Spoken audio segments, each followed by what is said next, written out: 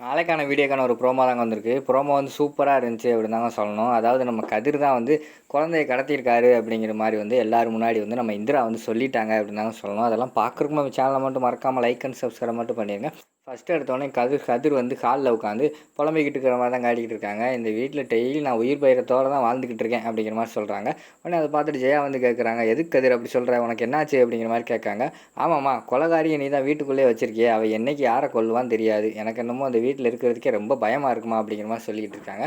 உடனே என்ன சொல்கிறடா, அவள் கொலகாரியா அப்படிங்கிற மாதிரி சொன்னோடனே, ஆமாம்மா அவள் தானம்மா அன்றைக்கி என்னை கொல்ற பார்த்தா, என்னை கூட சுட்டுட்டாள் வயிற்றுல அப்படிங்கிற மாதிரி சொல்கிறாங்க.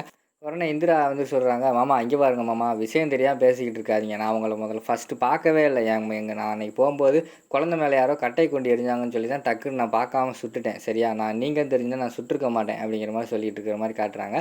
மாமா இங்கே பாருங்கள், எனக்கு உங்கள் மேலே தான் டவுட்டாக இருக்குது, இன்னும் உங்கள் மேலே அந்த டவுட் விட்டு போகவே இல்லை, எனக்கு என்னமோ குழந்தைய நீங்கள் தான் கடத்திருப்பீங்கன்னு நினச்சி எனக்கு டவுட்டாகவே இருக்குது அப்படிங்கிற மாதிரி சொல்கிறாங்க.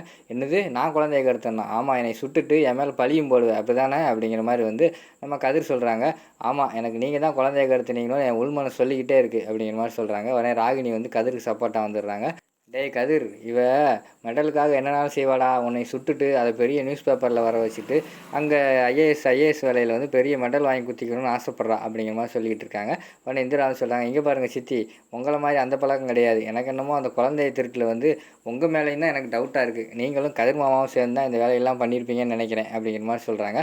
உடனே பாத்தியாக்கா, உன் முன்னாடி உன் தங்கச்சி மேலே எப்படி பழிய போடுறா பாத்தியாக்கா அப்படிங்கிற மாதிரி ராகினி சொல்கிறாங்க. இந்திரா, பேசாமல் இருக்க மாட்டியா, அமைதியாரு, உனக்கு இன்னும் வாய் குறைய மாட்டேங்குதே அப்படிங்கிற மாதிரி சொல்கிறாங்க. காவியா, நீ கதிரை கொண்டு போய் ரூமில் படுக்க வை, அவனுக்கு வயிறு வலிக்கும்னு நினைக்கிறேன், கொண்டு போய் ரெஸ்ட் எடுக்க வை அப்படிங்கிற மாதிரி சொன்னோன்னே, வாங்க போவோம் அப்படின்னு சொல்லிட்டு கதிரை கூப்பிட்டுட்டு காவியா வந்து அவங்க ரூம்குள்ளே போகிற மாதிரி தான் காட்டிக்கிட்டு இருக்காங்க. அதோட பார்த்தீங்கன்னா இந்த ப்ரோமோ வந்து முடிச்சிடுறாங்க.